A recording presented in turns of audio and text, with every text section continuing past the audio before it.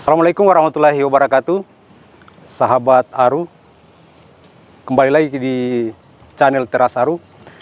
Kali ini kita akan bincang-bincang dengan salah seorang tokoh di Kabupaten Kolaka. Beliau pengamat ekonomi ya, karena materi kita pada kali ini kita akan membahas tentang persoalan upaya untuk meningkatkan ekonomi masyarakat ya. Saya sapa beliau adalah Bapak Dwi Dharma. Dwi Dharma ya. Selamat bergabung Pak. Ya, terima kasih banyak sebelumnya. Apa kabarnya ini Pak? Alhamdulillah sehat-sehat. Sehat ya. Di kali ini kita situasinya agak berbeda ya. Di tempat terbuka ya, kita lebih santai ya. Jika sebelumnya kita di ruangan, kali ini kita cari suasana baru. Begitu ya Pak ya. Ya. Yang menjadi permasalahan kita hari ini kan masalah kemiskinan ya, khususnya masalah kemiskinan di tingkat masyarakat pedesaan kita. Tentunya ini menjadi sebuah tanggung jawab bersama ya, baik masyarakat, pemerintah, stakeholder lainnya. Bapak melihatnya seperti apa? Upaya untuk bagaimana masalah kemiskinan ini bisa terselesaikan khususnya di tingkat masyarakat kita.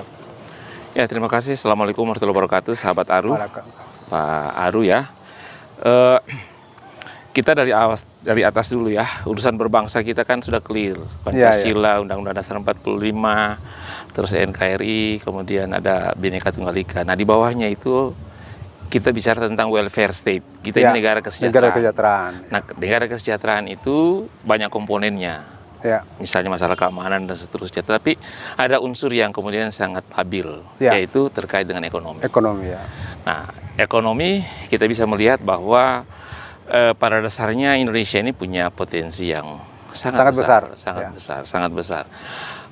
Persoalan ekonomi kita mungkin karena high cost production, kemudian terkait dengan distribusi, terkait dengan strategi, terkait dengan hal-hal lain yang sifatnya seharusnya bisa menambah added value. Contoh misalnya coklat. Coklat itu added value-nya sampai 21 kali varian ke bawah. Kita hanya dapat satu. Satu itu ya coklatnya. Kadang juga cuma setengah karena dijual mentah. 20 diterima oleh daerah lain. Nah, jadi sebenarnya ini mulai terbuka kan ini. Seperti apa sebenarnya bahwa potensi kita besar, tetapi kita tidak bisa mengambil manfaat yang besar. Nah, kemudian kita terkait dengan juga urusan sebenarnya pengusaha, petani kita maupun kelembagaan yang ada di bawah terkait ekonomi ini, ibarat ikan nggak perlu diajarin berenang sebenarnya. Semua sudah paham. Siapkan saja airnya. Nah, siapa yang menyiapkan airnya? Nah, tentu regulasi, pemerintah dan seterusnya supaya mereka nyaman untuk berkembang.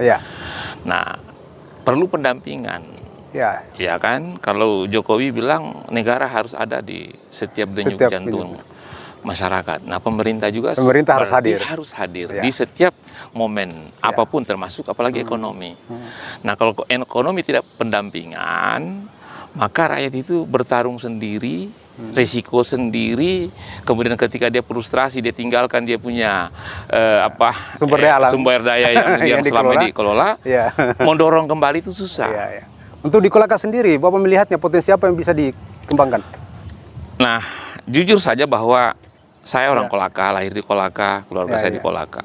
Kami tidak pernah mimpi sebenarnya bahwa di Kolaka itu ada nikel. Nggak pernah kita minta juga kok. Nah, tetapi dengan adanya ini, mau tidak mau negara kemudian intervensi karena terkait dengan sumber daya, terkait untuk kepentingan nasional dan seterusnya. Oke lah, tapi dampak ekses itu yang kemudian berpengaruh secara ekonomi kepada masyarakat. Jangka pendek mungkin ada dinamika ekonomi karena ada orang datang, tetapi kemudian ada beberapa sumber daya alam kita yang jadi fundamental kita jadi tidak terbengkalai. Contoh misalnya karena ada sedimentasi. Tapi kalau nikel sendiri kan hanya kelompok-kelompok tertentu yang bisa menikmati itu. Itu saya katakan tadi, itu urusan negara. Itu kan urusan negara, karena negara juga butuh APBN. Yang kemudian juga distribusinya ke kita. Tetapi ekses daripada itu seandainya dia tidak, maksudnya dikelola saja kemudian tidak berpengaruh secara jangka panjang kepada ekonomi kita, Ya tidak ada masalah sih sebenarnya. Tapi yang jelas bahwa fundamental ekonomi orang Kolaka itu adalah pertanian. Pertanian. Dalam arti luas, Ya. tambak, nelayan dan seterusnya, termasuk pertanian, cengkeh kita lihat sana, Ya. dan seterusnya kan. Nah, bagaimana agar added value daripada sumber daya alam itu bisa dinikmati oleh sebesar-besarnya masyarakat Kolaka. Ya, Contoh misalnya, Ya. beras, Ya. gabah kita jual keluar, Jual keluar ya. kita beli berasnya, Iya. dedaknya Iya, iya. mereka beternak itik, beternak ayam, dedaknya Iya, kita iya, ya iya, iya. dipakai ke sana. Telurnya dijual ke kita lagi. Jadi kita kalah 2 kali. Iya. Apa ya masalahnya sebenarnya apa di mana? Di ketidakmampuan petani kita mengelola semua itu atau memang harus ada pemerintah hadir di sana ya? Ya, tentunya kelembagaan-kelembagaan ekonomi ini baik yang formal pemerintah maupun yang swasta itu harus berada pada barisan yang sama untuk mengelola ini, menjaga sustainabilitasnya. Karena kalau petani juga ngambek tidak nanam, lu mau jual apa kan gitu, pedagang mau jual apa kan gitu. Ini harus dijaga. Nah, sebenarnya kalau saya sih melihat ini konteks secara jangka pendek ini, harusnya kelembagaan ekonomi yang ada di Kolaka ini memetakan pasar komoditi apa yang sebenarnya kita tergantung keluar. Ya. Kemudian kita lihat dari yang tergantung keluar itu yang mana betul-betul kita tidak bisa lepas dari ketergantungan, tapi mana yang bisa kita lakukan di sini. Ya. Karena cost of transportation pasti kita yang pikul kalau kita ngambil di luar. Jadi harusnya kita yang mengelola di sini. Contoh misalnya kita masih sangat saya dapat informasi telur kita masih sangat ketergantungan luar. Pertanyaannya apakah ayam tidak bisa hidup di Kolaka? Ya ini mungkin kurang lebih seperti itu. Sahabat Aru ya kurang lebih seperti itu. Ya. Jadi memang dibutuhkan semua stakeholder untuk terlibat memikirkan ini ya. Utamanya bagaimana membuka akses pasar tadi itu ya. Ya, kurang lebih seperti itu. Jadi mungkin tidak seperti semudah membalikkan telapak tangan. Ini perlu kesadaran bersama. Karena petani pada dasarnya kan mereka harusnya lebih fokus kepada bagaimana menghasilkan produksi yang bagus. Nah kalau dia lagi memikirkan pasar bagaimana bro? Dia lagi memikirkan distribusi bagaimana bro? Yang pikirkan itu harusnya pemerintah atau ada komponen yang memang sudah ada kan sekarang ada misalnya di pemerintah siapa, terus di swasta siapa. Nah kalau kita biarkan ini bermain sendiri, mereka akan jadi kanibal ini semua masing-masing, saling memanfaatkan yang lainnya. Makanya perlu ada regulasi, perlu ada pemerintah hadir di situ. Bapak lihat sendiri untuk di Kolaka ya sendiri ya, untuk potensi yang bisa meningkatkan ekonomi masyarakat yang perlu dikembangkan itu apa? Selain beras tadi, coklat, cengkeh, ya. Ini untuk dari segi potensi lainnya kira-kira apa? Ya itulah tadi sebenarnya kenapa saya sedikit menyinggung masalah nikel, gitu kan? Artinya sebenarnya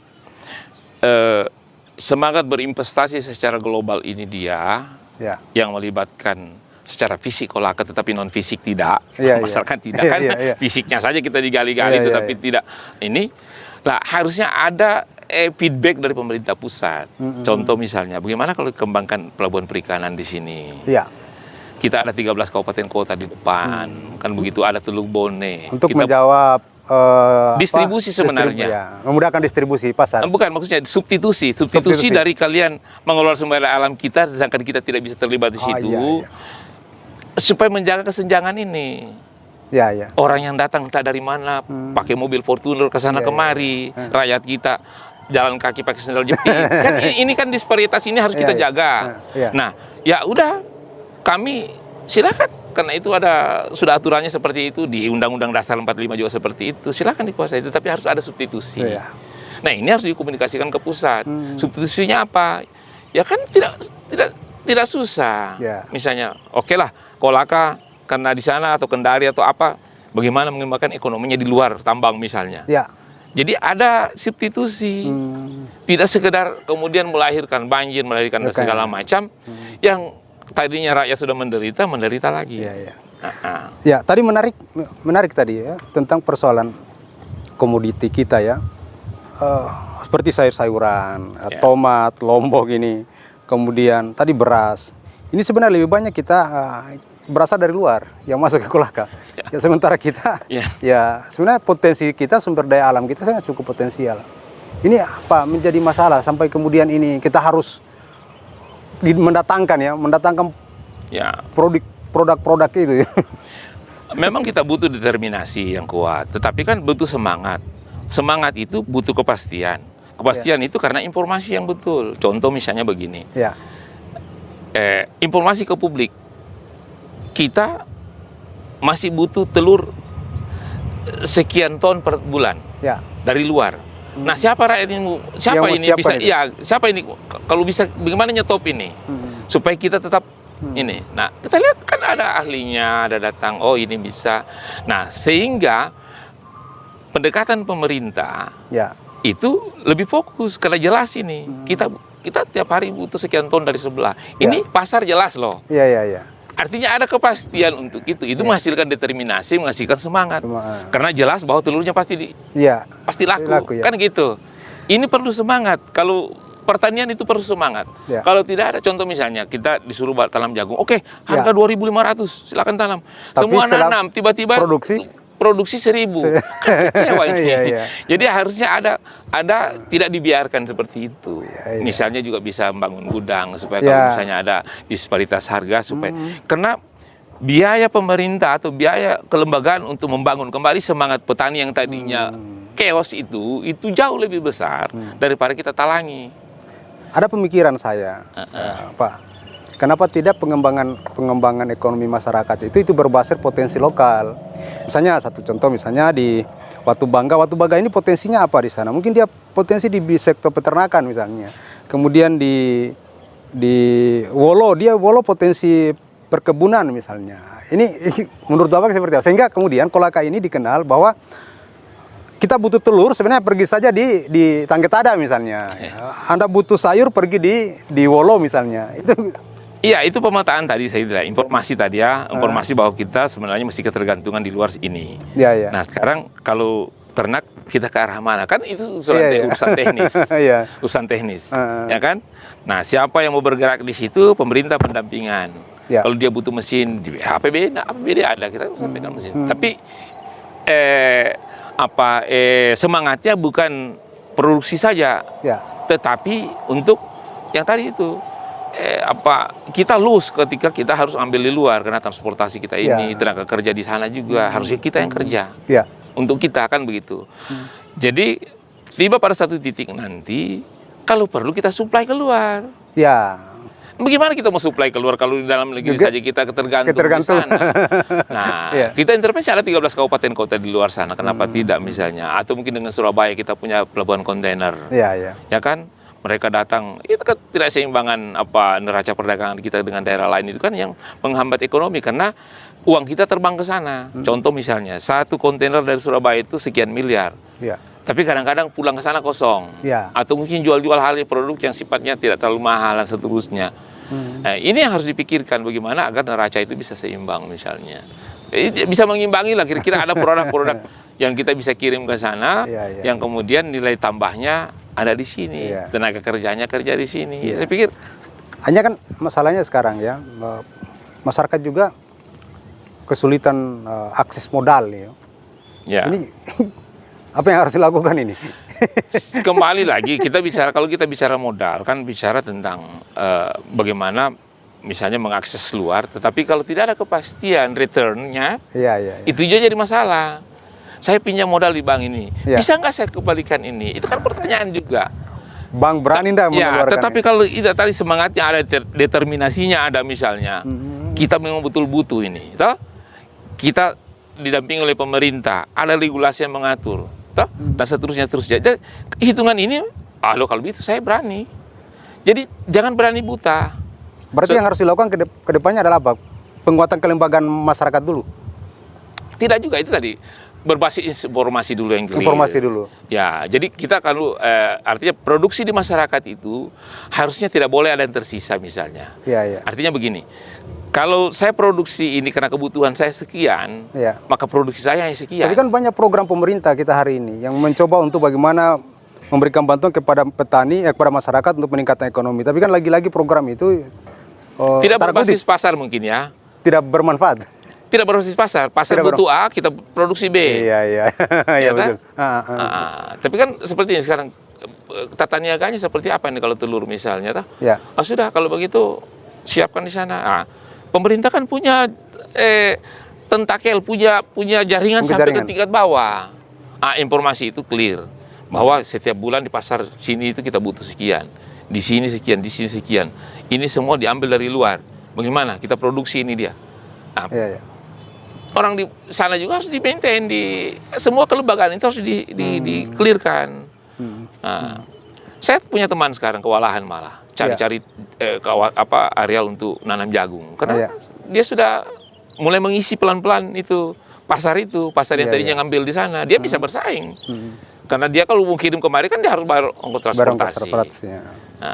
Telur 1.000 di 1.100 di sini dia bisa jual 1.000 karena di sana tidak bisa karena harus tambah transportasi misalnya 100 per biji kan, itu daya saingnya. Nah ini nanti bagaimana ke depannya tentunya bisa mengelaborasi karena potensi kita ini sebenarnya cukup banyak. Tambak misalnya juga seperti itu, tambak juga oke. Nah, intinya kurang lebih tahap pertama bagaimana kita berbasis pasar. Yang pertama adalah kita penuhi pasar lokal, baru kemudian kita intervensi pasar lain. Artinya seperti yang kita nikmati ini kan produk lokal ini kan. Produk lokal yang sangat seksi ini.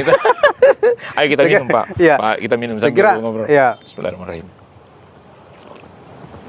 Saya kira memang penting dalam rangka untuk bagaimana menggerakkan ekonomi masyarakat kita. Kedepannya apa yang harus dilakukan oleh pemerintah kita, Pak, untuk bagaimana bisa menciptakan atau bisa ekonomi masyarakat kita ini bisa memiliki gairah sehingga masyarakat kita bisa mandiri. Saya pikir kita tidak bisa menuju ke salah satu kelembagaan saya pemerintah saja, tidak. Ini semua harus bekerja, seluruh stakeholder yang terkait itu, bahkan yang tidak terkait pun tokoh masyarakat juga harus terlibat bagaimana membangun ekonomi itu. Tetapi itu tadi perlu transparansi tentang informasi, informasi tentang kita mau bangun ekonomi ke arah mana misalnya, kan gitu. Terus potensi kita sebenarnya apa? Nah, mana yang kita bisa bersaing, mana kita punya nilai komparasi yang bagus, itu yang kita kembangkan. Jangan kembangkan yang tidak punya nilai komparasi. Ketika datang dari luar, kita mati. Berarti pertama yang harus dilakukan adalah melakukan identifikasi potensi tingkat lokal. Kemudian yang kedua melakukan identifikasi potensi yang punya nilai pasar, gitu ya? Betul. Itu yang boleh dikembangkan. Nah, kalau sudah mulai masyarakat melihat ada peningkatan secara ekonomi, nggak usah diajari lah ikan berenang, mereka akan berenang sendiri, kan gitu. Nah, kreativitas itu paling muncul di bawah, karena ketika dia didesak dengan permintaan yang banyak, pasti mulai lebih cerdas, lebih bagaimana mensiasati. Oke, baik sahabat Taru yang masih setia di Teras Taru, demikian bincang-bincang kita dengan Bapak Dwi. Semoga apa yang menjadi materi kita bincang-bincang hari ini bisa memberikan sebuah manfaat ke depan, khususnya dalam rangka untuk bagaimana menggerakkan ekonomi masyarakat kita di tingkat lokal. Demikian, Assalamualaikum warahmatullahi wabarakatuh. Waalaikumsalam warahmatullahi wabarakatuh.